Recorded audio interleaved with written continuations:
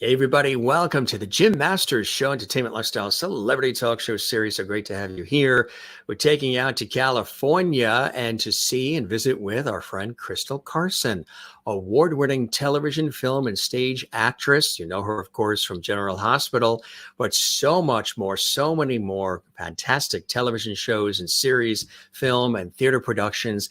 And she also is a brilliant acting coach as well. Look at all of the years of fun in Hollywood, on television, film, and stage. Crystal is extraordinary, and she's very inspirational as well. And she teaches others the world and the ins and outs of acting with auditioning by Heart, which is her company. And it really is incredible. People love going to her and working with her because she knows how to do it. And she's inspired so many others who want to get into the roles on television and film and stage in the world of acting. Again, you remember her from General Hospital, right? Of course, she played Julia Barrett on General Hospital. Everybody remembers her from GH in the 90s. Here's some great shots we have, too, over the years when she played that iconic role, and she made her mark. Yeah, for the soap fans out there, or daytime television fans, you remember her from that incredible series that is still on television today, celebrating some 60 years. Could you imagine that, General Hospital? 60 years and growing and continuing. Unbelievable. It's one of the lasting soaps or daytime dramas, as they call them now. They used to say soap opera all the time. She was also in JAG as well. You, of course, remember that great series. Here's a great shot of her in that series as well. Absolutely. Again, you've seen her on your television screens for years. And also, she also appeared in episodes of the iconic Dallas as well. Yeah, everybody knows Dallas. Matter of fact, we had Linda Gray on our show a couple of months ago. She was amazing. She's a fantastic actress as well. And as I mentioned, Crystal also has her fantastic coaching, which is amazing. Everybody in the Los Angeles area and beyond goes to Crystal because she's very warm. She's compassionate. She's very encouraging. She inspires people. And again, she's done it all. She's been doing this for years, from GH all the way on. And she's had a great passion for all of everything acting and everything else, writing, producing. She knows the ins and outs about all of the aspects of the industry. So it's great to have her here. We welcome you from wherever you're watching around the world. You can comment in our comments section. Give this episode a like if you enjoy it. Subscribe to our YouTube channel, Jim Masters TV, where all these great episodes are housed. Before we welcome our special guest, Crystal Carson, we're so excited to have her here. We're going to take a little trip down memory lane and show you a couple of moments you may remember when she was Julia Barrett, Best of General Hospital. A few clips here that she's graciously sent our way to share with all of you. Again, remember, she was Julia Barrett, the iconic figure and role she played on General Hospital. Take a look at this, folks, and then she will join us in just a second as Crystal Carson. Jim,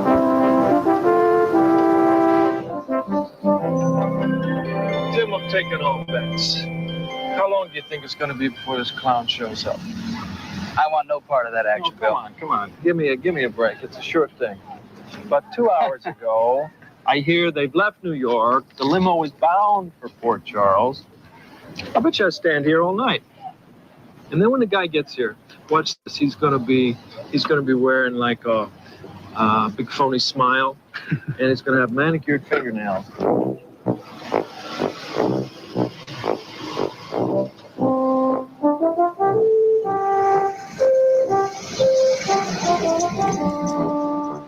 Well, you'll know soon enough.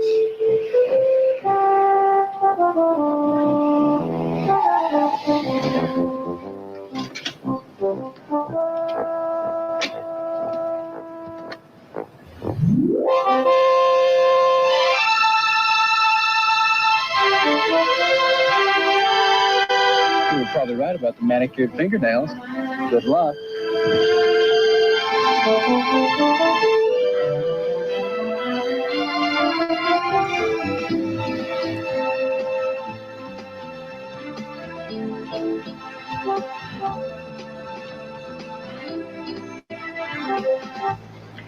Julia Barrett, who are you?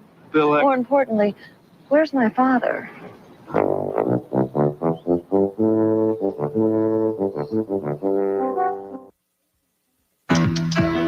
I see you must do a lot of business entertaining, Mr. Eckert. Oh, you mean the plastic glasses? Well, let me explain. HB said that I should pour a glass of champagne. For his new PR director, he said nothing about crystal goblets. Sorry. Chin chin? It's all right. The glasses are cheap, but the champagne isn't.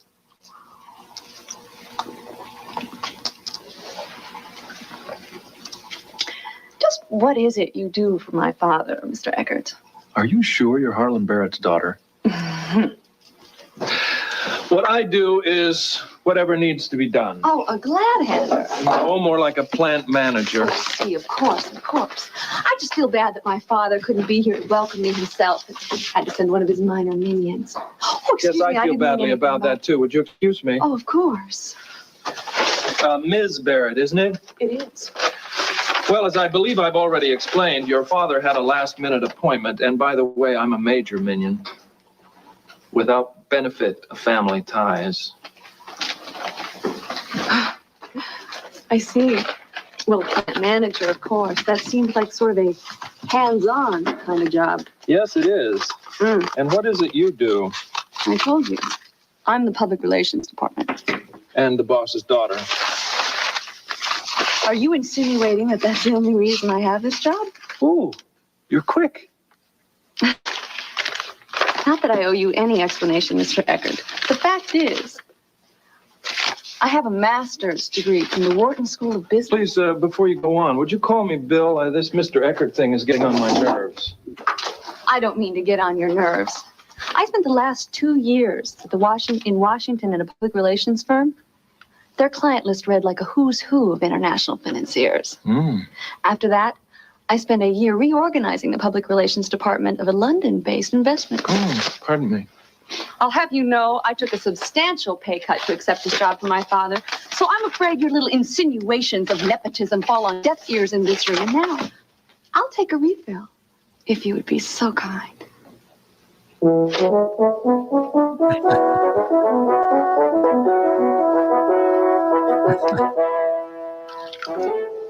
Merci. De nada.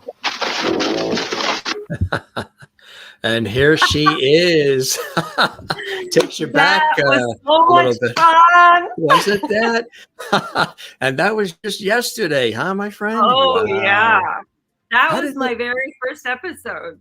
Jeez, that was a That's why we long wanted to dig that out. How did it happen that you got an opportunity to be a part of that iconic daytime drama, General Hospital? How did that come your way? And if people still talk about that role of Julia, you were really, really terrific in it.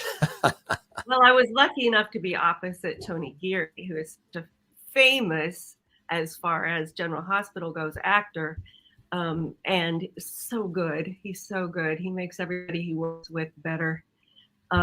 He was not Luke of Luke and Laura at that time. He had come back to the show under the original producer of the Luke and Laura, Gloria Monty. And he had decided to play his own twin cousin, Bill Eckert. And then they needed a Laura for him. And they wanted a blonde, and I was not a blonde. I was a brunette. But I went in and I auditioned, and then a little bit of time went by while they looked at blondes probably. And I shot parts of a movie called Killer Tomatoes Strike Back. And I went blonde for that movie. Also kind of had this in the back of my head. Came back to LA to finish up auditioning. Actually, they had called me for a screen test. And we were my husband and I were looking for a house in the Valley. And I said, well, it has to be close to a freeway because I'm going to be working on General Hospital. I've never said that to anybody. Like, I've never preemptively decided I was going to book a job. I don't know. I just like knew I was going to get it. And they had me back, and then they had me back to do a chemistry read. Then they had me back a fourth time. And it was just me and two other girls at that time. And I ended up booking it. As a matter of fact, when I got done with the audition, which they had on the set, full crew, cameras, the whole business as if you were doing it. You know, the director came down and gave us marks and this, that, and the other. They wanted to see how you were on a set, probably because I hadn't done a soap before. And everybody else that they were seeing was famous for, you know, had a high TQ in soaps, meaning that they already had a fan base. They'd already been on soaps. So I don't know what made me think I was going to book this. But we got done with that audition, and there was like silence in the room. And then Tony went like this, and then everybody burst into applause. And Tony says it doesn't get better than that. And then they came down and just kind of told me right then and there on the set that I just booked it. So I was the last girl to go. So there was the last one to know. And what was it like playing that iconic role? You must have had a lot of fun, huh? I did. It was really wonderful because we about halfway through, Wendy Rich came on the show and became the producer. Gloria retired again. And Gloria let me play the role, or her idea of the role was that it was sort of a throwback to the 40s. I don't know if you can tell by the way I'm speaking, and, you know, there's just a little bit of a quick, she always would call it a Nick and Nora repartee, and you know, a little bit of a poshness there, and poshness. Thank you. Yeah, little accent and the whole thing like that. And then there was a little time period where Wendy was getting her feet wet, and at that time, we had John Stamos came in and directed some episodes where I got to work with a little more than normal with Kim Schreiner, who's so funny and improvs like a crazy person. And there was kind of like, we had all been sort of held down to the script. And then like somebody took the lid off the box when Gloria left her, you know, it was like, Wendy wasn't quite in there yet. And everybody just, well, not everybody, but those that had been on the show a long time, like Kin, just started ad-libbing a little bit. And we started doing the craziest comedy between the two of us. And I just loved that. So there was a morphing of Julia as she lost that poshness and sort of found her quirkiness. And then that's when Wendy came in and said, we're going to make you a love interest for Ned, Wally Kurth, Ned Ashton. And then at the same time, we're going to do kind of a MILF thing with Sean, last name, lost his last name in my head. But so I got to do a lot of sexy scenes, and it was really fun to know who she was. Oh, and then when they hired Vanessa Marcel, who I love and loved working with as my sister, there was just so many sides of Julia that you get to explore because you're on the show so long. Like in a movie, you know, it's less so just because of the time element, and especially if you're just a guest star or something like that on a TV show. Just less of the person gets to be explored. So I really, really enjoyed it. How much of Julia was Crystal, and how much of Crystal was Julia, pulling from yourself? Well, I come from the Midwest, from a relatively poor family that became middle class. And so I definitely did not have any posh about me, but I made Julia more and more of myself as I went on, and as she kind of simmered down a little bit. But I also was the firstborn in my family, and so I'm a little bossy. I took that, and I really enjoy witticisms. I enjoy that quick repartee. So that was a lot of fun to do, and probably, you know, something that I do in life too. You know, you've been on our screens for so many years and so many iconic shows and series prior to even dedicating your life to professional coaching, which we're going to talk about. You worked as an actress in 25 theater, repertory, and summer stock companies, many Yeah. television programs as well. You had the recurring role on CBS's award-winning show, Jag. Tell us about that and being a part of that crew. Oh, that was really fun. I had had a baby about 6 months before that. And so I was trying to get rid of that, extra weight and stuff like that. And I hadn't auditioned for it. The producer knew me and said, "You would be great in the role. We're going to bring you in. It's recurring. It'll be really fun." And I thought, oh, great. And then I get on set and the director says to me, "Well, do the scene the way you did it in the audition." And I'm thinking, I didn't audition. Does he think I'm somebody else? What do we do? I don't know how they did the scene. So I just kept trying to do it different. And he kept kind of looking at me funny. And finally I thought, well, they got me on camera now, so he's stuck with me. So I'm going to do what I think is right. And that's when he said, "That's the girl. That's what you did before." Okay. I never did tell him. You have no idea who I am. But I really enjoyed it. It was my first time working with a moving capture camera because the actor in the scene was missing his leg. His leg had been blown off, and I was the physical therapist working with him to be able to walk again. And so we would shoot it once and the camera would move a certain way, and then we would kind of freeze and they would go for a wide shot and they would digitally remove his leg. And so when you did the scene over and over, you had to do it exactly perfectly. And right after giving birth, I had a whole bunch of allergies for some reason, just heightened body stuff. And so all the makeup they put on me, I was reacting to it and my eyes would just water. And so in the middle of, and I guess it was like the director said, "It's a $30,000 take, so don't move."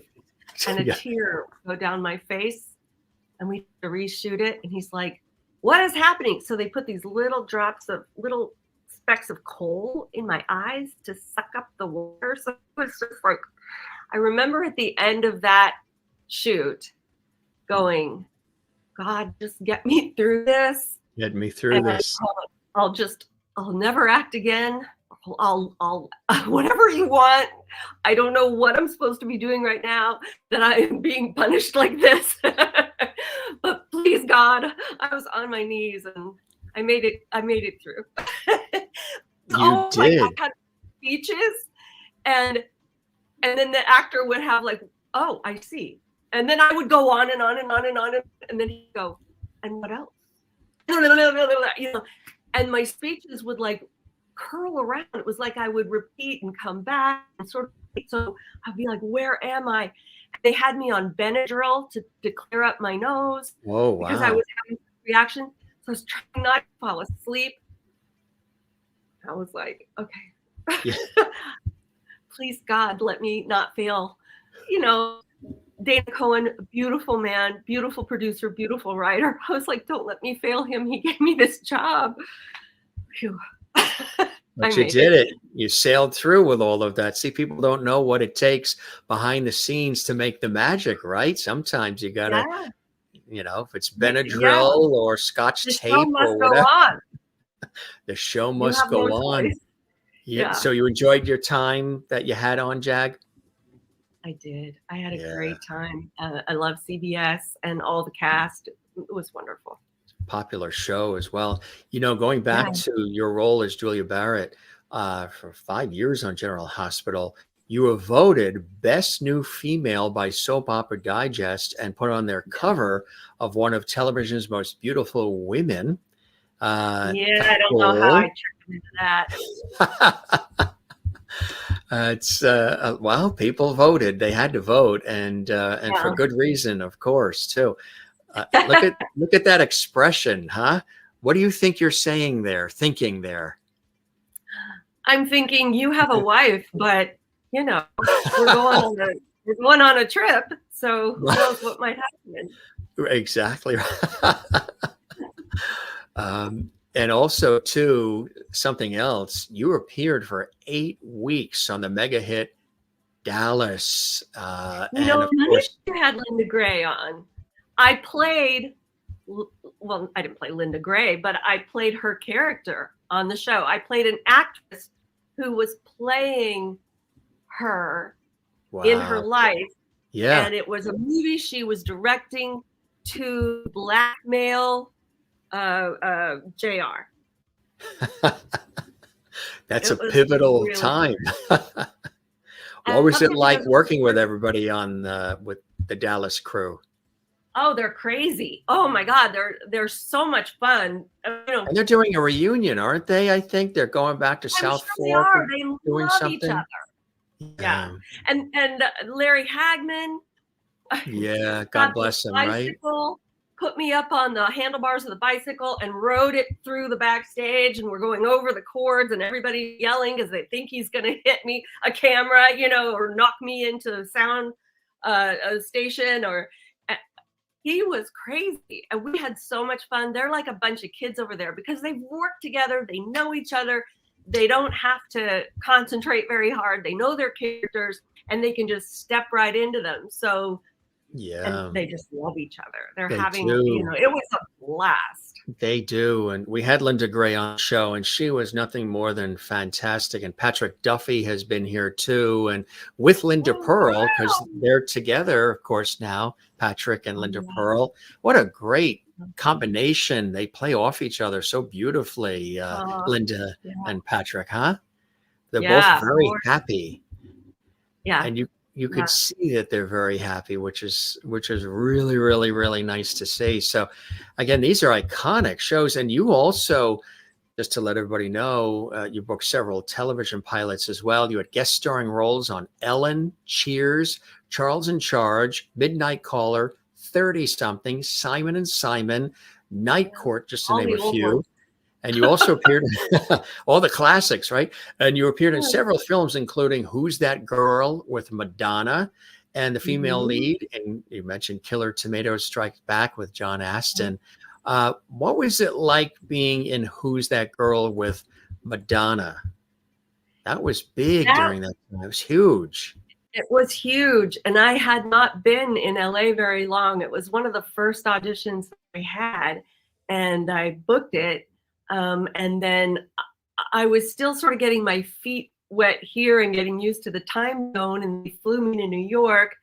So I was all upside down. And I remember the first day on set, I all of a sudden got really lightheaded. We got rushed. We were ended up a little bit late, so I hadn't eaten anything. And we get into our makeup before Madonna came into the trailer, and we were freezing cold outside in New York in the winter and kind of waiting. And all of a sudden, everything went white, and I just passed out. And I woke up in a limo. I'm like, what's happening? And I guess they thought that they should call an ambulance, but then Madonna was like, no. And she was taking me to get a B12 shot. I woke up and she shoved a lollipop in my mouth. And then we went into this brownstone, down into the stairs. There was a doctor down there, and he was going to give me a B12 shot. And I'm like, what world am I in? What is happening? It was the craziest. And then they took me back, and I was fine after that. But I did find out that because I went back to my room. I had pulled the plug and moved, they were shooting different scenes, pulled the plug on our scenes for that day. So I went back to my room, and to get into the hotel, I remember crawling on the floor of the hotel because I was just like so overwhelmed. Well, what happened was I was waiting for the elevator, and it forever sat down. And then I just crawled onto the elevator, and Karen Baldwin was in the elevator. She was a Miss Universe, and she was on the show with me. And I'm like, I'm so sorry that I fainted. I don't know what happened. all of a sudden it was like I had a can over my head and I couldn't hear and everything went white. I was breathing really hard. I may have been drugged or had a heart attack. And she says, "You had a panic attack." And I'm like, "What?" And she told me that she grew up with had panic attacks. And so she was the one that really got me through it and told me how to breathe through my knees and how to come on, but know that it's nothing. And once you go, "Oh, this is a panic attack. I'm going to feel what it feels like. I'm going to see what this is like. How interesting." Then it goes away. But if you go, "Oh no, I don't want this. I don't want this," it comes. It's so like a heart attack and you hyperventilate. You can't breathe. If you're going to faint, pass out, life is over. Right. Yeah. It was the scariest thing. Was that the first time you had one? What? Yeah, the first time. And those went on for maybe 3 months, like less and less and less. It was the only time I had it on the set that I remember. But it, yeah, I've never had it again. That's good, because you know what to do to breathe and you probably maybe even show some of the students, if they have a panic attack, if they're nervous about a scene. For some people who just start out, who have never done any of this kind of work where we have cameras in front of us, we're on sets, we're in studios or on location or whatever, it can be very daunting when you see that camera looking at you and people all around you and everybody's expecting you to knock it out of the park. All that pressure that you feel and then that you put on yourself, you've worked through it, you've learned firsthand, so your students can relate to that, especially when you share stories like this. It's very inspiring for the students too, right? Oh, I agree. I think all the hardships that I had in my life have led me to being a very empathetic teacher. And also I had to work through how to solve all these problems that I hit. And they're the same problems that a lot of actors hit. So I go, hey, back when I was on sets, I would say, hey, I have a suggestion for you if you'd like to hear it. This is what I did to overcome that. Somebody has to cry 25 times, for the take, because whatever, they didn't get it the first 24. And they started, so I would walk up and say, hey, here's an idea if you'd like to hear it. Yes, help me. And over the years, I just found that I had a real passion for acting coaching, for coaching actors. And I can change the world a lot faster that way. You can change the world a lot faster, right? Yeah. Instead of doing it through my own characters, I can help others find the truth and the passion and the reality of what their character's going through for hundreds of people. And then all people that watch them on TV can feel seen, can feel gotten. And I was like, yeah, this is what life's about for me. You know what you said, as far as sometimes you have to do something over and over and over. I remember being on a TV commercial in New York, and one of the actresses, she had to be on set, and it was a commercial for a medicine, and she was the person that was going to be taking the pill. And you know how it is, sometimes they want to get the shot again, they want to get the shot, or they want a different angle, or so. We had some downtime and everybody was talking, and she was saying, boy, I have to keep doing it. I have to keep doing it. And then they said to her, that pill that they're giving you, you're not continuing to swallow them, are you? You're not supposed to, you're supposed to go, the technique of there it is. And she said, oh, I did. She was new. Oh, I didn't know. Was it a real pill? Yeah. It wasn't a Tic Tac or something? Real thing. And they were like, you don't swallow that, you if you do one, but that's it, you don't do all of them. And she had to sit down and rest a little, and they had to get her water, and it was like, it's next time give her a placebo, give her a Tic Tac, or something out, Good and Plenty or something. Because but I shot a Pringles commercial. Right? In between each Pringles bite, they would call cut, and then I'd spit it into a bucket. The And, Pringles, or I would right? and a cow when I got done. We have so many. My tongue was completely salted, though. I was by the time we were done, I couldn't talk.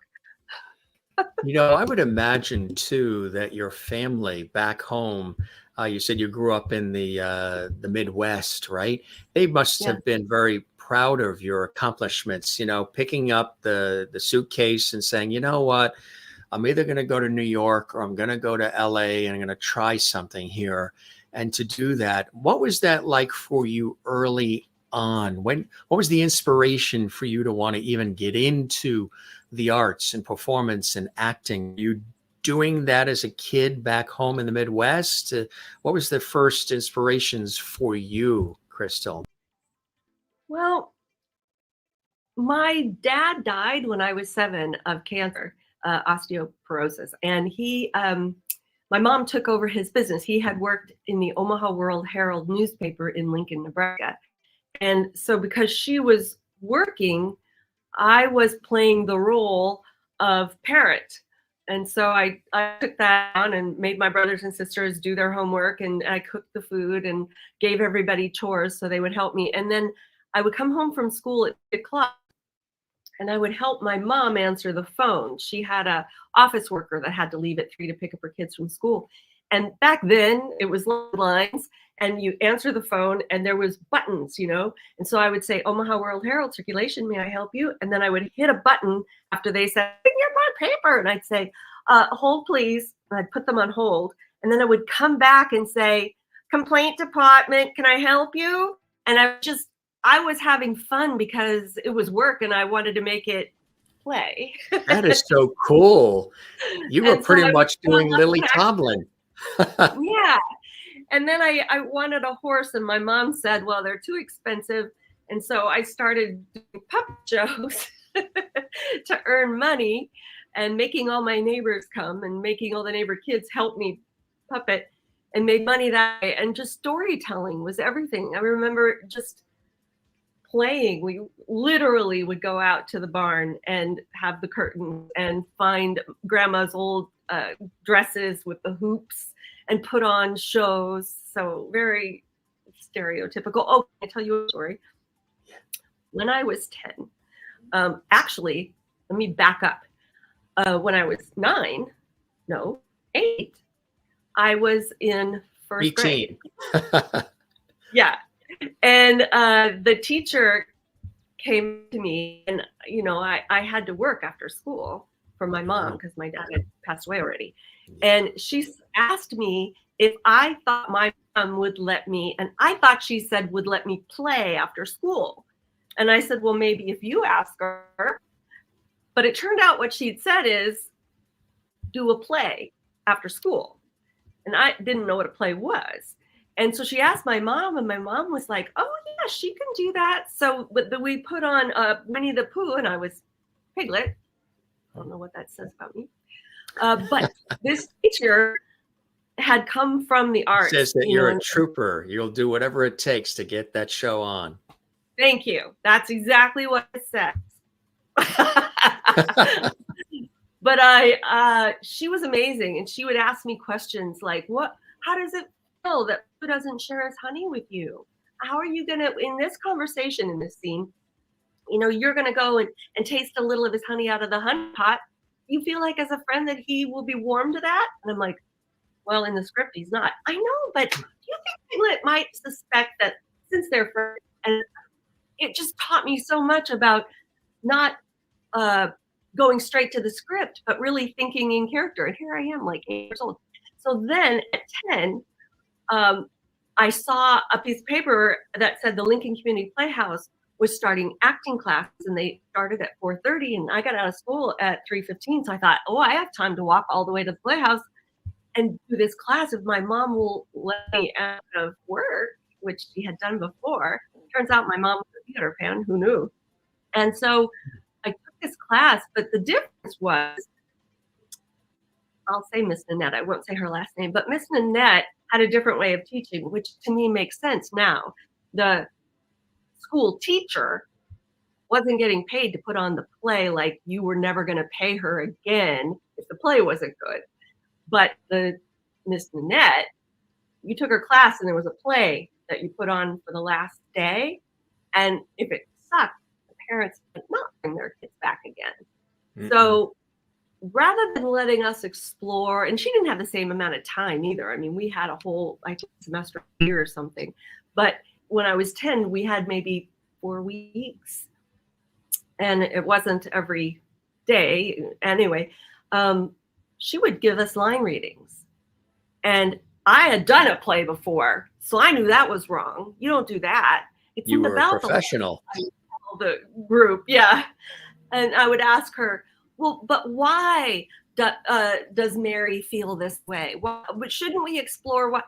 And finally she says to me, Crystal, if you think you know about acting more than I do, why don't you teach your own class here? And I was so moved. She thinks I'm good enough to teach a class here. I think I missed the point. So that's really when I started becoming an acting coach. I went up to the front desk and I told them that Miss Manette thinks I should teach my own class here. And as the kids were leaving and their parents were showing up, a lot of these parents picked kids up at school at 3:15 and sat there till 4:30 outside waiting for this class to start. So when they asked me, well, when's your class? I said 3:30. And like, yes, she's in your class. She can go to Miss Manette's after or whatever. And so real quick, I didn't get paid for that somehow, but that was the first class I taught. So it was already in you early on then, huh? Wow. Yeah, I was really born with it. My mom took me to see a Shakespeare play the next year, and I think I watched the play as much as I watched her watch the play. And I saw the smile on her face and the way she moved. I thought, I want to make my mom feel like that all the time, because she worked so hard and she had 5 kids. She was pregnant when my dad died. She'd been through a lot of death. One of the babies died, and she wouldn't take welfare. She wouldn't move back home with us. She pushed through. And I thought she needs a laugh now and then. I'm going to do for her. It was when I really started taking on doing more improv, just to make my mom laugh, and putting on shows. And she would take the time to come see them, and they got to work. That's so beautiful that you thought of the family and you thought of your mother and trying to do them proud and take care of things in the way that you did. And there's probably elements of that fortitude and that resilience that you have that are sprinkled into each of the characters that you've played, which is, I think, really something quite special, because you come from, a real earthy, natural background, being in the Midwest and taking that to the big time and to Tinseltown. I think you've been able to pull upon those sensibilities and add them to the characters, about life and being authentic as you are, which I think is really, really cool. What was the very first, would you say, door opening and very pivotal opportunity for you once you got to Hollywood and to Los Angeles, a role, even if it was a commercial, whatever it was, something that really got the ball rolling and people started noticing how good you were? Gosh, have they noticed yet? Everybody says that. I say, what was the big role? They said, I'm still waiting for it. Right. There's a thing called ERTAs in Midwest, when they're University Regional Theater auditions, and they are looking for not only people to do summer stock and repertory theater, but also Juilliard and different graduate programs and things like that. And one of the people who came was an agent named Victor Perillo, and he represented Gary Coleman. That's probably his claim to fame, but a bunch of actors. And he had come to ERTAs to discover. He was a guest on our show too, about 6 months ago. Who? Victor. You're kidding. Yes. And we talked about Gary Coleman because he sort of was managing, and Small World, That's huh? my first agent. Yes, Was and he Victor. discovered me. I had what you do instead of going to auditions like you do here, where that are all over the place. You go to one place and it's a theater, and all the different entities, all the people with their summer repertory theater or their graduate programs or whatever it is, different agents looking for the trained professional, they all sit in the room and you come up and you do your 2-minute monologue in Shakespeare, your 2-minute drama, then your 2-minute contemporary comedy, and then you sing a song and dance. And so I had done that for a couple of years and booked some repertory theater and stuff like that. So this was my last year in school and I was doing it. And I did book a show, but Victor said, I'm going to bring out one girl and one guy to Hollywood, and you will have a limo drive you around, a woman driver, and she'll take care of you. We'll put you up at the finest hotels. We're going to take you shopping. We're going to have Jose redo your hair. We're going to, it was like you'd won the lottery or some TV show makeover. And even though I had booked a show, I was like, no, I want to do that. Even though it's just a week, I want to do that. And my mom said, that can't be real. You're going to get sold into slavery. California is next to Mexico. They're going to traffic you. Well, the guy who he picked was a guy I had done rep with before. So I'm like, Tom, will look out for me. It's going to be okay, Mom. And she's like, okay. She made some calls to make sure he was a legitimate, So I got to do that. And that changed my life because my intention was always to go to New York and do theater. And suddenly I'm like, I'm in Hollywood. I'm having 5 auditions a day. I'm changing clothes in the back of my Cadillac while I'm being driven and learning my lines and going in. And the casting directors were so open because I had won this contest against, there was probably 500 people, but not all of them women. So let's say 300, probably a greater percentage of girls than guys. Anyway, and that's where I booked two things there. I booked the Zero Boys, and that's where I booked that girl. And so Victor said, okay. And the deal was, if you booked something, you got to stay. He would put you up until you could afford to pay for a place. He would put you up. So I had a Cinderella story, which I never really recognized because a lot of the people I first got to know and became my great friends were Victor's clients. So everybody kind of had a wonderful story of how things got started for them. And so I just thought that's how it worked. And then, of course, as I began coaching actors, and the reason they would look for a coach sometimes was because they were struggling. Nobody wanted to bring them back or hire them. And what am I doing wrong? And I've been at this, 7 years and I've only booked 2 shows. I was like, oh, this is harder than I knew. I just got really, really lucky. But that changed my life. That's incredible. What a great story. In a Small World with Victor, huh? Wow. I know. I was just going to look him up the other day because I haven't watched it, but I guess the Gary Coleman documentary. Right. Aired. Yeah. Yeah, which was riveting. Also for the viewers watching, as an on-set coach, Crystal was employed by Fox TV for a full season of the crime procedural The Inside, and you focused on lead actress Rachel Nichols. That must have been cool, huh? I loved that because that was after I left General Hospital and I got pregnant, had to use in vitro fertilization, and so it took a while.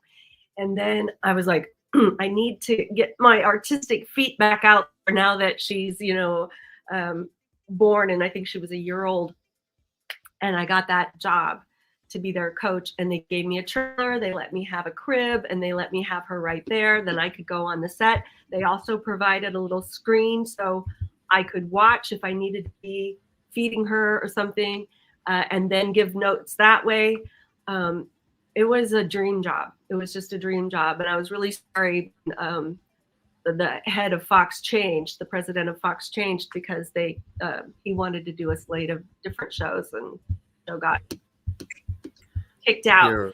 But loved that show. And then I loved working with Rachel Nichols, but I I got to work with all of the cast sometimes. If somebody had an episode that sort of focused on them, I got to work with them. And working with Peter Coyote was incredible. The day he told me, what did he say I was? Now I can't think of the word. This always happens to me. I've gone through chemotherapy. I've recently come through a breast cancer thing, and now my brain doesn't work. He probably said what Billy Crystal used to say when he did Fernando Lamas on SNL. You're marvelous. You're marvelous. He said I was astute. I thought there was. That's even better. From a man, who has worked so long and does such a great job with the work. For him to call me astute, I was like, that's incredible. It's a fantastic, and it suits perfectly. Private acting coach, you've worked with Paula Abdul and Matthew Atkinson and Jennifer Beals and David Boreanaz and Dylan Bruce and Ashley LeConte Campbell and Brittany Daniel and Tanya Clark. And wow, all these incredible people. Paul Johansson, and the list goes on and on and on. Yeah. Boreanaz from Bones and Angel and SEAL Team and that Jennifer stuff. Taylor from Y&R, Young and Restless and Shameless, 2.5 Men. Brian White, 2.5 Men. Steven Ryder. That's incredible, the amount of people. And that's just on set. Yeah. Yeah. Stephen right now is on the new It show. It, like Stephen King's show. Yes. It's called A Welcome to Derry. So I'm really excited for that to start airing. That's cool. You're also a believer in the profound power that acting in film and television has, on our ever expanding world, the power of it.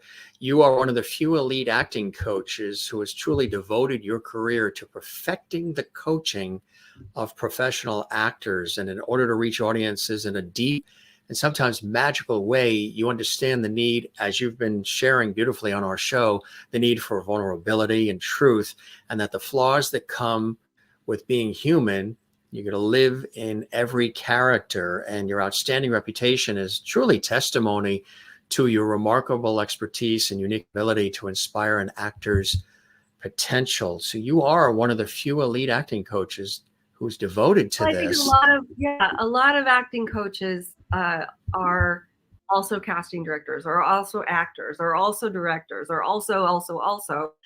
And I just said, no, I am going to focus on being the best acting coach there is. I'm not going to have a side gig.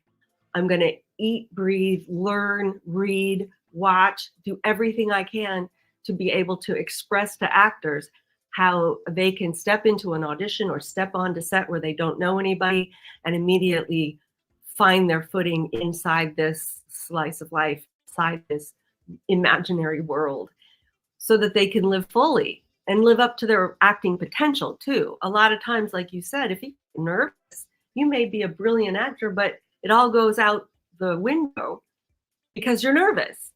So I've worked really hard to find ways around every problem I know that actors have, with solutions that make sense to people, which help them become work through it quickly.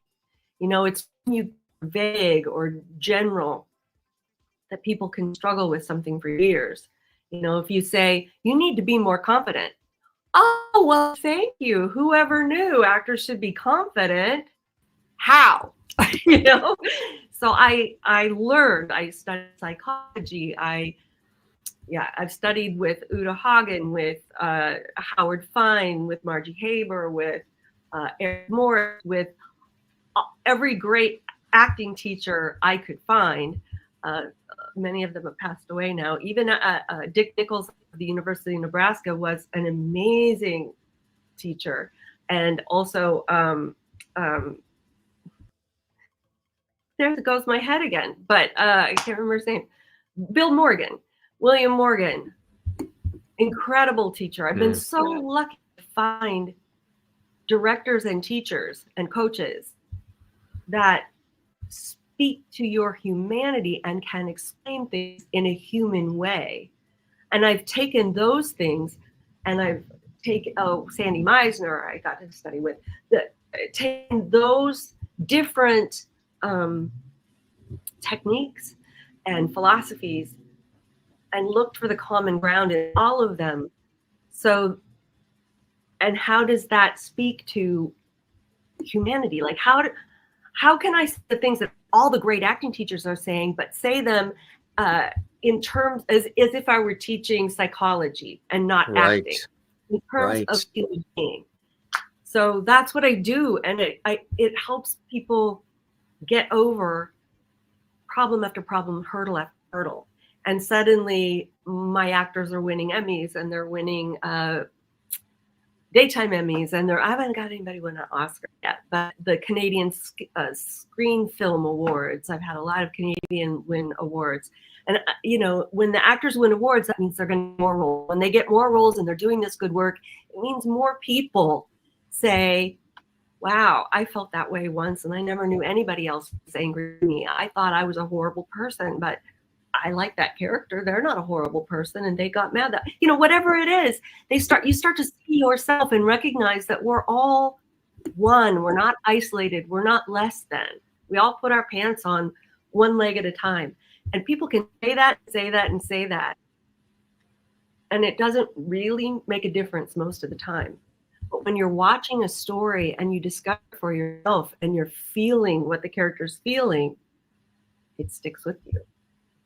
It really does.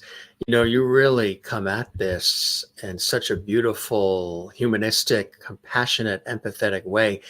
And it isn't something that you're just adding in because it's the popular thing. We hear kindness and empathy and compassion. And it's funny because I've always operated from that grounding, even as a kid, and the upbringing and family and everything. We were always taught those things, and I've incorporated into my day-to-day living and in my professional work. And it seems like you've had that touch early on in life as well, which is a beautiful thing. And you don't do it because it's in vogue. You do it because it's really coming from your heart and soul. No other way than to have the compassion and the empathy and the understanding of that individual, and what is the way to go be successful and have a good time doing it, but to be true to self, and the authenticity that you bring is just astute. To steal the word. And it really is. It's when you're teaching them, they're not just getting the mechanics, they're really getting Crystal, aren't they? Yes, that's true. I can't teach them to be authentic if I'm not authentic myself. And that's the bottom line. And you've been doing this, which is incredible, teaching and coaching professionally in Los Angeles for over 25 years, which is hard to believe. I'm sure that went by in a New York minute. And you are truly a sought after teacher too. The Margie Haber Studios for 12 years, using those extraordinary gifts to start their Auditioning by Heart studio in beautiful Sherman Oaks. And you teach that Auditioning by Heart method nationwide and abroad. So anybody that's watching around the world. And you also have semi-annual seminars at the University of Nebraska. You teach at various studios I've been on hold from a lot of that because of the breast cancer thing. But of that. Yeah, but I'm starting back 4 days. I go to Atlanta to teach a seminar and a workshop there. So incredible. And then I go from there to New York. Yes. That's that taught me a lot about the differences in the world was when I taught in Vietnam.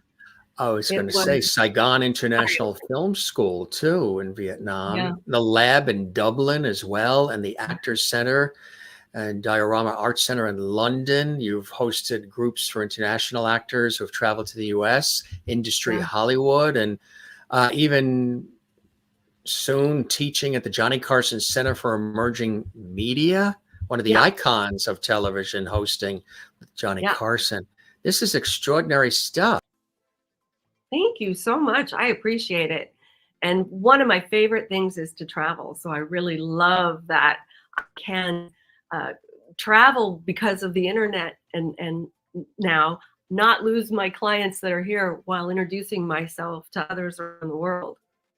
What is it like having the opportunity to teach workshops, leading workshops and seminars at the Saigon International Film School in Vietnam? That has to be extraordinary. It was really mind-blowing because I had no idea that in this country, that the people who got to be on TV were the wealthiest people, that they are their children.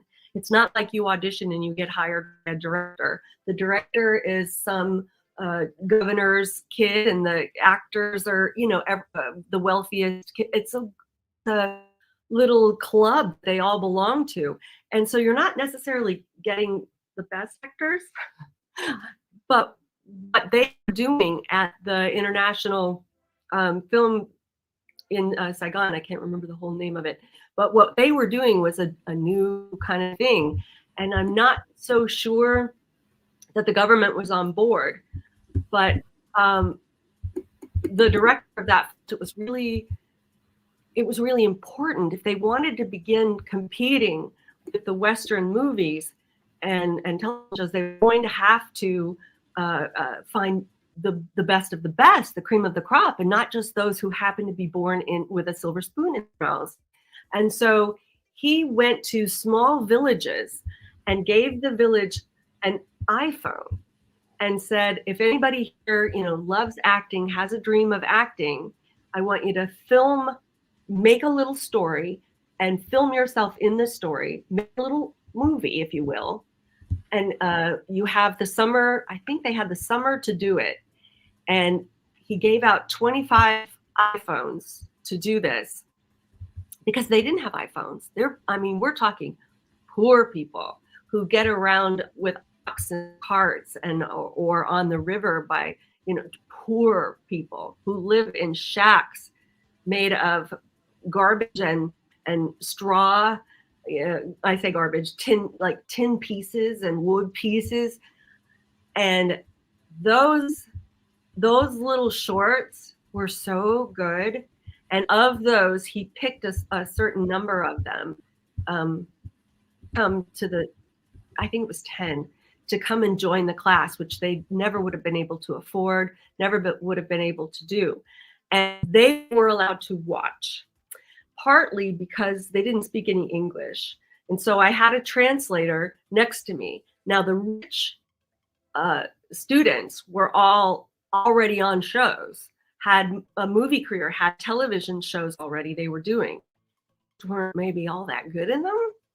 And they all spoke English. So I worked with them, and they would put up scenes, and I would talk to them and teach them. And one day, the two guys with AK-47s in uniforms came in. It had been discovered that that's what they were doing, and that they hadn't necessarily gone through all the right chains, I guess, of command to do that. And they wanted to see what scripts I had brought. And I had gotten all the scripts pre-approved because they had to translate them into Vietnamese for the people who didn't speak English. And I was like, yeah, sure, here. And I could see that the guy in charge was a little nervous. And I'm like, what? Well, I figured, it's a gun, 2 guns. I'd be really nervous too. But I figured, I'm blonde and white, blue-eyed. I was hoping I'd be okay. Anyway, they turned said, on the Nebraska accent. yeah. Hey there. Yeah. So they didn't like my scripts. One of them was about 2 people getting a divorce. And they said, we don't get divorces in Vietnam. And one of them was about 2 girls that were discovering that they had sexual feelings about each other. And they said, we don't have that in Vietnam. That doesn't. And I'm like, oh my gosh. And then one of them was about a cop and a murderer. And in the scene, or a lawyer and a murderer. And in the scene, the lawyer had just got the murderer let go free. And that's when the murderer confesses. And that's when the cop the lawyer realizes that he did. And they said, no, that wouldn't happen in Vietnam. We always get the bad guy. We would never make a mistake like that. I'm like, oh. So we had to work. That was eye-opening. Think about the world they live in and how different that is than the world we grew up in. That's the thing, right? You get exposure to other ways of thinking and cultures. It enriches you too. Yeah. Stuff, there's stuff that actors would play on TV that I would think, oh, this only happens on TV. But for them, it's day-to-day living. Real life. Yeah. Right. Yeah, that was we're really blessed to be in the United States of America. We are. Beautiful democracy we can hang on to. Saigon International Film School in Vietnam. Also the lab in Dublin, Ireland, huh? Yeah. Oh, the Irish people are so full of heart. They're so talented. They've struggled so much that any struggle they're willing to work through fast and dedicate themselves. I have never been so impressed with a people in general. I'm Irish on my father's side. Good stock. Good stuff. Really impressed. Yeah. Yeah, they like to have a good time. They're fun. They're warm, right? So much fun. Oh my God, we drank a little too much. Sip, a little sip here and there, right? And teaching in London a couple of times. I've taught two times. I've gone to 2 times I've gone to Dublin. The Actors Center and the Diorama Arts Center. Yeah. I've learned how the Europeans, or at least those in London, are supported by the government. The arts are supported. Their classes are so cheap because they're all subsidized. They really want people to follow those artistic dreams. That I'm like, wow, we don't have this in the United States. And they have health care. And they have health care. Oh my God, yeah. I mean, on and on. It's you really feel seen as an actor there because you're so supported by the community. Right. And it's considered a big deal, if you play the Globe, and do some Shakespeare, or if you attend the Royal Academy of the Arts. So here, well, now actors are, if you're famous, it's a deal. But if you're not, people are like, oh, you're an actor. I don't know who you are, so you're nothing, Exactly right. Feeling there. It's they respect it and they revere it and honor it, right? Yeah. Yeah, they recognize the value and what it takes. The value of story, not the value of being some celebrity. To be right, exactly. The whole glitz and glamour part of it. They understand the inner workings of it, what it takes, and that you are revealing elements of yourself to the world by going in front of camera, going on stage and actually doing it. The vulnerabilities that you talk about that everybody needs to be in touch with. I think people can these days too spot much more astutely, back to that word, when somebody is not real and when they really are coming from the heart. People are much more keen to that now, right? That's 100% correct, because we've watched hours and hours of televisions, particularly during the pandemic. All of us have got our, hours of television. So we've become very astute at recognizing that, oh, this actor is pretending to feel that way.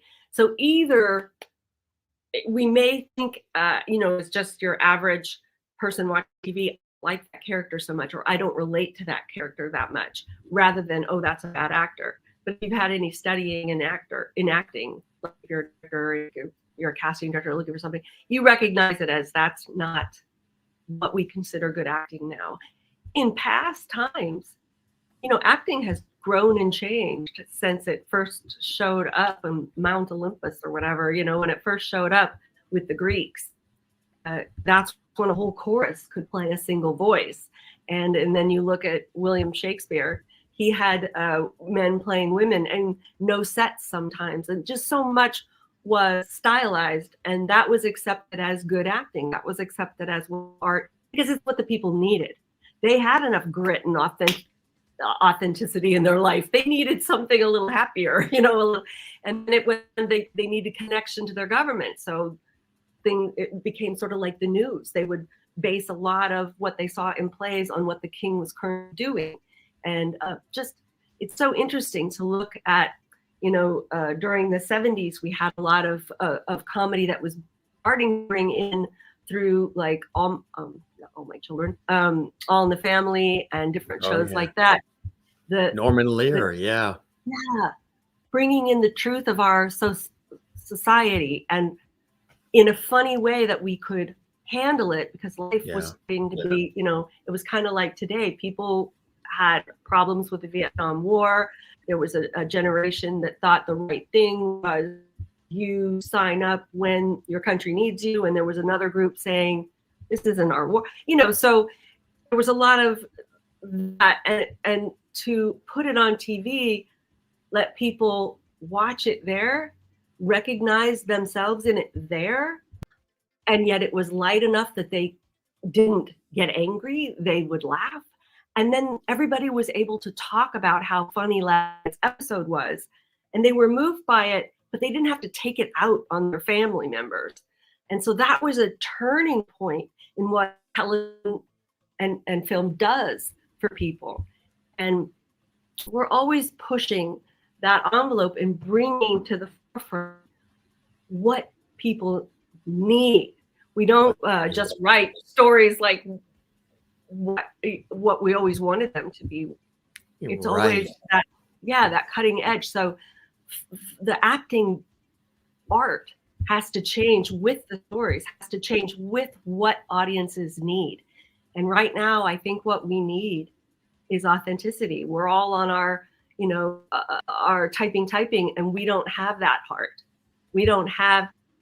We're getting information from words rather than from a look or from a touch, from a sense of someone. Right. And so now that's what we need to get from film and television, because it's missing and it's fulfilling to get it. And it leads us to do it more in our own lives. And absolutely. It's so very, very true. Yeah, because everything is, pictures are so filtered, and music has auto-tune, and you're not sure what's real and what's authentic anymore. And everybody wants to look great. And that's just get worse with AI. Right. Right. So. Yeah, exactly. You mentioned, going through the health scare a little bit. How are you, and how have you progressed through that? And we even have a little clip where the hair is being cut and all. Yeah. How have you been? You're doing well? I am much better. And it's recently, I've just, I would say in the last 2 weeks, turned a corner, and I had gotten certain privileges from my oncologist. So when I saw an opportunity for a cheap flight to Atlanta, I bought it. But I thought I would just go and see my sister who lives there. I didn't think I was going to teach class, but I reached out to a lot of actors who I know who've moved there, and they're like, "What time's the class? When's the class? I'm going to sign up for it." And I'm like, "Oh." So I started to put one together, just a small class, and realized I was getting up at like noon. I'm going to sleep at like 6. I couldn't. If I had to teach a class starting at 5, it ends at 11. I could make it. And I was just about to cancel the class, and all of a sudden things changed. I asked my mom to pray for me. Anybody who does pray, I put out the word, I need some strength. I need my life back. And I can do it. I'm up late. I'm going. I was up this morning at 8. I was up last night until midnight. I can't believe it. Prayer is strong. Prayers are strong, right? Prayers are strong, and prayers matter, absolutely, and continued coming your way from me and all of us, absolutely, and the legions of fans I know that are watching as well, who love you very, very much, and who have followed you along the way. We have this little 5-second clip I love that you sent. Tell us what it is. It's where the hair's being cut, and it's cool. This is when, my daughter, I was talking to her about all the hair that I saw in the drain. And I was kind of making a joke that it was like a Hitchcock film, but instead of blood, it was all my hair going down.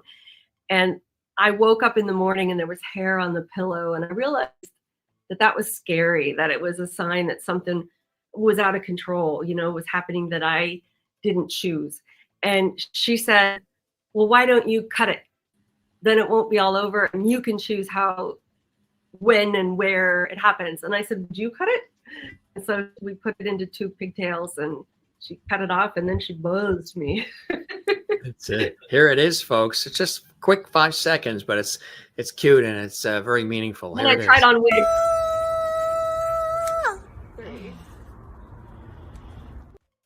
That's cool. I'll show it again in case they missed it.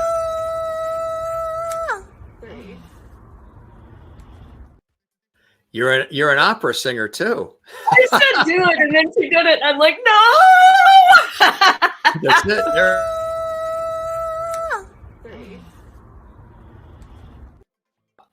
How old is your daughter now?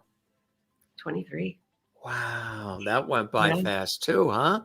Oh, yes, it did. Did she follow in the footsteps too? Is she in entertainment, or did she do something? She would. Yeah. She did plays, and then she sang with a band for a while, and she, and then one of her teachers came up to me and said, I understand that you're a teacher. And I said, yes. And she said, math. No, math? Yeah, your doctor said you teach math.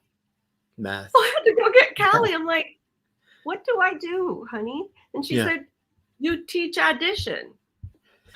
I said, no, I teach audition technique. Oh, audition. Like 2 + 2 is 4. And audition.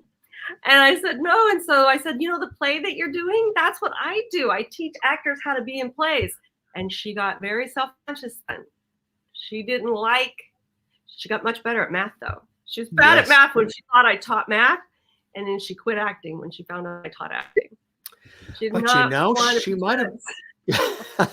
She might have been onto something, because if you really think about it, you do teach people how to get the skills they need to be an addition to the cast for the TV show or the movie. See, she might have known what she was talking about there. It's all in how you look at it, right? It's all in how you look at it. 100%. We have this other, this is cool. It's a series of little clips and photos. Home, February 22nd, 2021, which of course was the height of the pandemic. Did you want to tell us about this? This is cool that you sent this our way. It's just me trying on different ways to get through. I have very big ears, and I didn't like them sticking out. So we tried a bunch of wigs. I hated all the wigs. So I ended up with a hat that has hair hanging down, and that's what I wore every day until my hair grew back, which I am so happy. It grew so fast. Really fortunate. So that's beautiful. That is so great. Here is that clip, folks. It's about a minute. It's and enjoy.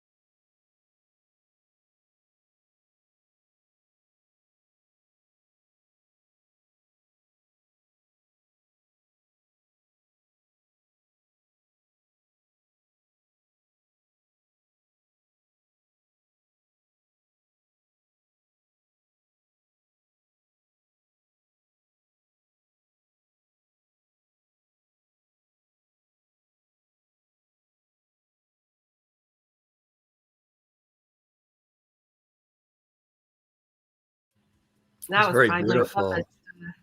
That's beautiful.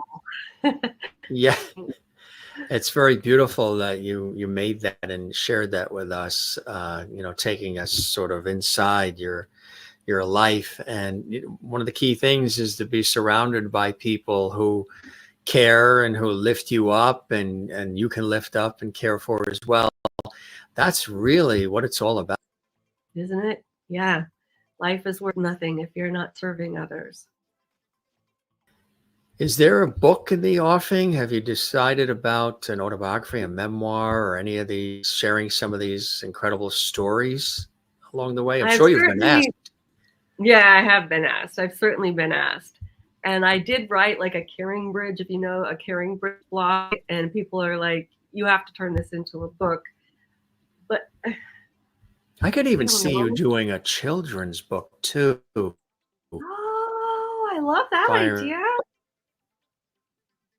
You know that I raised money for the American Cancer Society when I came off General Hospital. Yeah, we did an event called Take a Chance with the Stars. And over 100 celebrities would come out every year and play the dealers and the croupiers, is that how you say it? And all these television fans, from Star Trek fans to soap opera fans to nighttime, primetime fans, movies, they would all come and we would raise millions of dollars for the American Cancer Society. And I'm sure glad I did, because I think I've now gotten it back.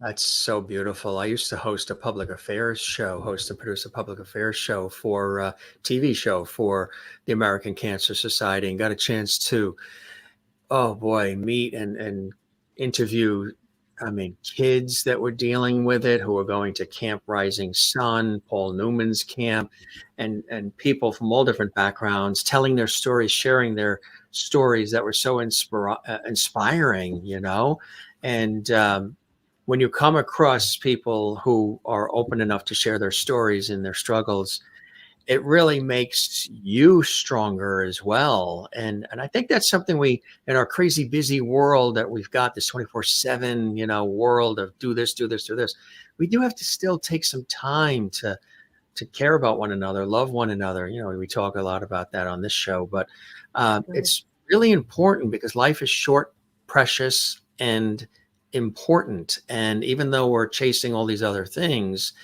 this really is the bottom line to what it's all about. It's all about, the love. It's all about the love. And that's all another human being really wants. Even when we're arguing with each other, we just want the other person to agree with us so we feel gotten and loved. And so if you can remember that when you're in the middle of an argument, this person just wants me to get them and to hear them and to accept them, who they are. And I don't have to agree, but I do have to love them. And it sounds like you've been doing that ever since you started those plays back home in Nebraska. Yep. And you were directing everything and putting it all together. Being a brat. Assertive, astute and assertive. Yes. This is Sesame Street, and today's words are astute and assertive, folks. Today's letter is A. The letter A. The letter A. Folks, we've been showing you this is her website as well. You can learn about everything, Crystal Carson. That's such a great name. And you're an actor, and it's before October 30th. Sign up for my class. I'm about to teach it. I have 2 spots left. In Atlanta? Oh, cool. Mm-hmm. We'll be in Marietta. Go to crystalcarson.com. That's a great area, Marietta. People always ask me if I made up the name Jim Masters for television and radio. Is that really your name? That can't be your name. And I'm like, yeah, I'm the 5th James. It's real. It goes all the way back to Europe and all this. Crystal Carson is such a great name too. Thank you. My mom, I was surprised. Is there any, Carson, Nebraska, Johnny Carson, Nebraska, is there? Everybody asks me that. I wonder if you dig deep enough. Probably, maybe. Right? Maybe. Yeah. But I was the only Crystal I knew growing up, and now it's such a name, a popular name. It's funny. I was like, Mom, where did you ever get that idea? And She was reading a book. I don't know what book it was. I should try to find out what book were people popular reading in 1962 with a character named Crystal. I'm going to Google that as soon as we're done. When you look at this body of work, and again, you do so much for so many, and it's continues to be and has been quite a career. And again, you're inspiring others along the way, which I think is such a beautiful thing, Crystal.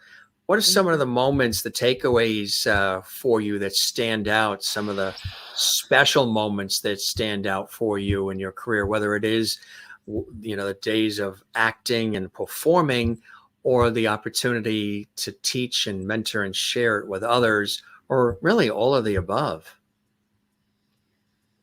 Wow. I think the first time that I was able to bring my mom onto set, and she saw that I was going to be okay, and she was so proud of me. It's something parents worry about when you want to do crazy things like acting in the United States. And she had always been a support, but not like, she always said, I believe you can do it. I believe you can do anything. But she always kept her arms open for me to come home. But like I said, she didn't have a lot of resources. She couldn't support me financially or anything like that. So she worried, even though she wouldn't show that to me. And I thought she thought I could do it, and that gave me a lot of confidence. And so when I brought her onto set and she saw that I had, that's when she told me how much she used to worry about me, and that she was so proud of me, and that had lifted a burden off of her. She was like, you're going to be okay. And when I met my husband too, he was not an actor, thank God. But Right. she also said, he is such a good guy, and you're going to be okay. And I was happy to lift a burden, any burden I could lift off of her, I was happy to do, because she takes on the world. And her name, what was her name? Carol Holman. She remarried. Well, you feel her around you all the time, don't you? She's with you. All the time. Yeah. She's guiding you. She's rooting for you. She's guiding you. She's, with you and been with you all these years. Even when my dad died when I was 7, she made that out to be a good thing. Like she was horribly suffering, but she said to us kids, you're so lucky. Your dad is watching you from heaven. He's going to school with you, and he's going to make sure that you do good on your test, so you never have to be afraid when you're taking a test. Your dad will whisper in your ear any of the answers you need. You just listen. And when you are on the playground, you're never alone. And I always felt, she made me feel special. And then when I had to come home from school at 8 years old, I had to do a couple of paper routes in the morning before school. And I worked at the lunchtime, taking money so that my brothers and sisters could eat for free. That's how we earned that right. And then go home and answer the phones and work, and then help them with their anyway, everything I did, she was like, look what you can do. Look how strong you are. Your dad must be helping you out. This, you know what? You're so smart. You're so strong. You're so clever. Look what you can do. Other kids, they're just playing, but you can take money. You're so good at adding addition. I mean, she just found a way that made my father's passing make our lives seem special. And all the things that could have burdened us with his passing, all the work we had to take on and the things we missed out on, it never felt that way to us. It always felt like, our secret sauce that other people would say, oh, we're so sorry when your father passed. Our secret sauce was that he hadn't, and that our lives were more special than everybody else's, but we didn't want them to feel bad. So we didn't let on that, we were luckier. Amazing woman. That's so beautiful, huh? Really? Yeah. You would think her name was Teresa, as in Mother Teresa. Yeah. So now you can see why Auditioning by Heart is the name of your company. That 100%. was, I mean, it's a whole other way of doing it, which is Fantastic. For the viewers that are watching who are interested in learning more too, and again, we've been showing the website to connect with, learn more about all of the incredible things she does. Tell us about some of the techniques or some of the things that you offer for folks who are watching or maybe interested in connecting on it. Yeah, one of the things that I teach that is, I focus on audition technique because while everything I teach can be used in your acting, one of the things that I think hurts actors that are just beginning the most, or at any time really, is if you can't audition, you can't book the job. If you can't bring your talents to the audition, and if you can't get the job, you can't win the awards, you can't move the people. So I was like, okay, I have to focus on this. We have to tackle this. And in theater, the way a lot of people were trained is that you can memorize your lines and then you eventually get them down so cold, you now play and work off the other person and listen and react. Well, the trouble with film and television is you don't have that kind of time. You might be given, we call it sides, but it's the scene of the script that you have to audition for. And sometimes it's 3 or 4 or 5 or 6 scenes that you have to be ready to put up the work for and tape yourself and send it in by the next day or even by later that day. So you don't have time to work the way we would work in theater. And I have come up with a way that actors can accidentally memorize while working on the things that you would work on in the theater after you memorized. And I've tapped into the way the human brain connects its synapses and remembers things the strongest.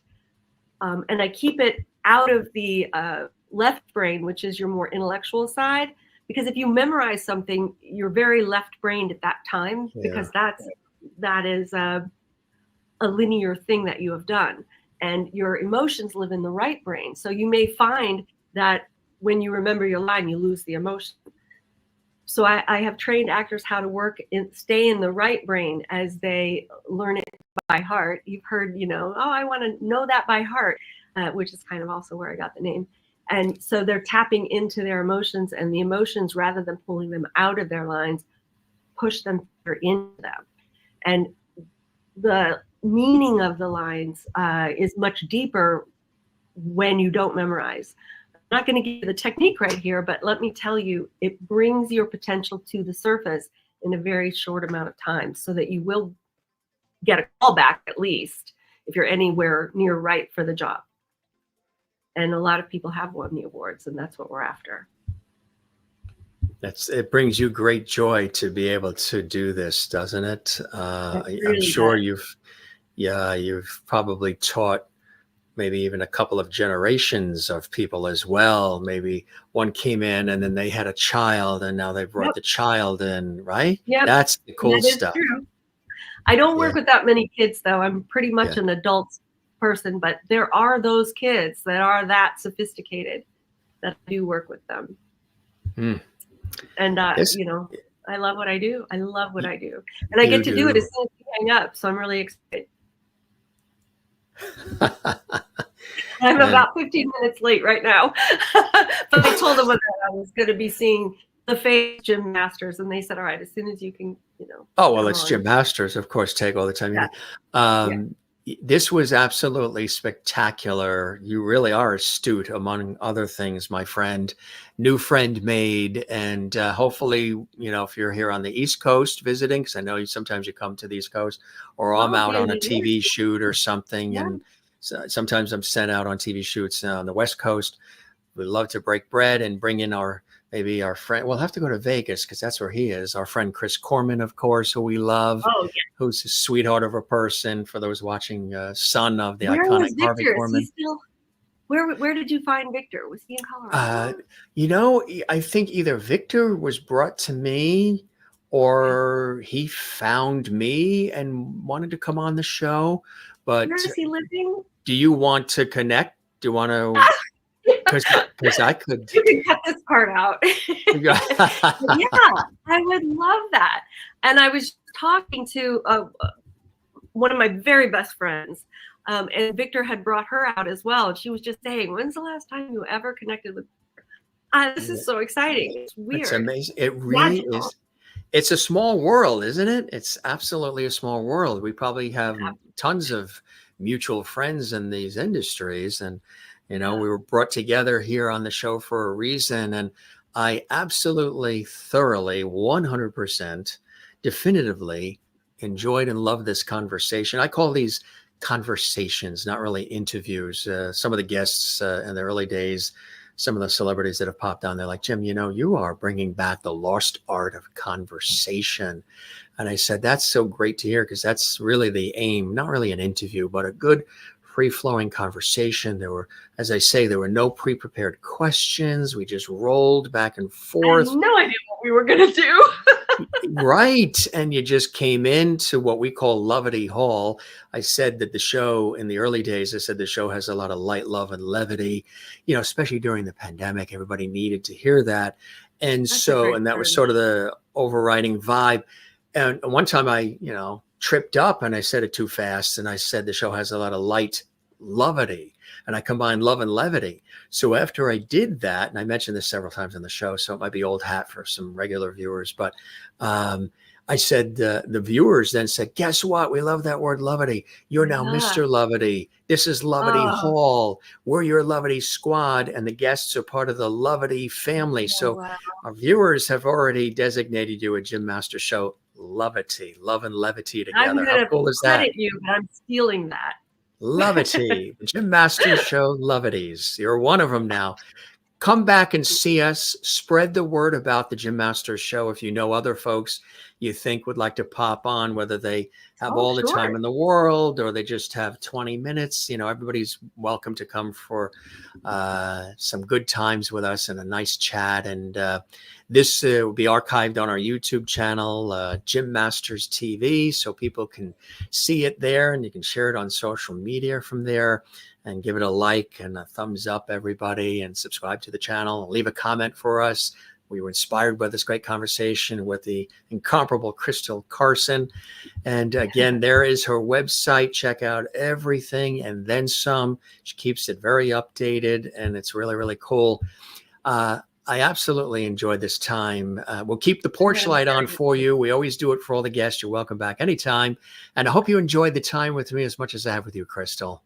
I absolutely did. You are a joy, Mr. Levity. I appreciate that very much. Day made. The Levity Master. I like that. I'm going to have to work that in. Well, I'll tell you real quick before we scoot off. You'll appreciate this. You talked about things like when you were 7 and 8 and the family. My father, who, again, English and Irish and originally from New York, but his, grandmother and all of them grandparents came over from Ireland and England. He imparted with me early on when I was 7 years old, really good advice. And, I'm 7 years old, but with his Irish wit and wisdom, it made sense. He said, of course, I'm the 5th James, so I was Jimmy at the time, because he has always used Jim.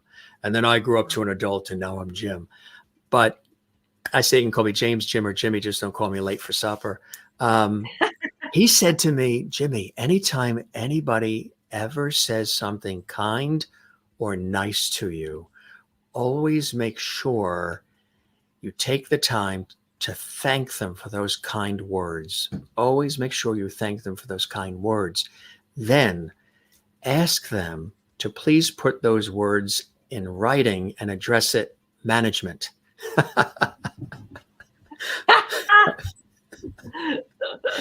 Good point. Kind of cool. It's appropriate, and he was very astute to tell me that. He was. He's like relationships and money. That's it. Always kind words go to management. You're the best, Crystal. Thanks for the generosity of time. You are a sweetheart. You're welcome here anytime. And we say hi to our friend Chris Corman as well. We love him and everybody watching. And keep doing you. Blessings, good health, love coming from the East Coast. And we'll stay in touch. Okay, my friend? Absolutely. Thank you so much. All right. You are very, very welcome. It was a beautiful conversation. Take care and be well. You Bye-bye too. now. Crystal Carson, being vulnerable, open, real, authentic, and a heck of a lot of fun. She is amazing. If you've watched her on television over the years and always wondered who she is, what she really like, well, you got a real bonus today because she is real and authentic. Of course, we're showing shots here from the role of Julia Barrett on the iconic General Hospital, but behind the roles, a sweetheart of a person who obviously wears her heart on her sleeve. It was instilled in her really early. Beautiful conversation about her family, her mom, her daughter, everybody. And, she's got a glow about her, an aura about her, and she's been through a lot in her life, and she's open about it. And that's what makes her relatable. And that's why people connect with her, not just on television, in all these iconic roles. We just scratched the surface of the many television shows and films and theatrical productions and everything she's done. But the fact that, she wants to teach and she wants to inspire others.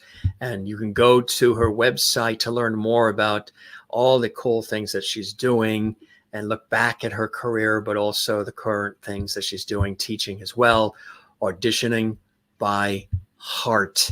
And she shared a piece of her heart with us here on the Jim Masters Show today. I know you guys have absolutely loved this. Definitely let us know, leave a comment for us in the comment section as well. Give this episode a like. We say that all the time. If you enjoyed the episode, and all the ones who enjoy with our celebrity friends and guests stopping by the Jim Masters Show, give the episode a thumbs up, like on the YouTube channel. There's a thumbs up icon, and also share this on your social media from our YouTube channel, and subscribe to the YouTube channel, Jim Masters TV. Click the notification bell so you never miss any episodes, and leave a comment. Interact with us in the comments section. If you're a super fan of Crystal Carson's and all the great shows she's been on, or you've been inspired and moved by this epic, heartfelt conversation we had here on the Jim Masters Show, interact with us. Let us know. I'd love to hear it. We all would. Crystal would as well. She's a fan of our show. We're a fan of hers.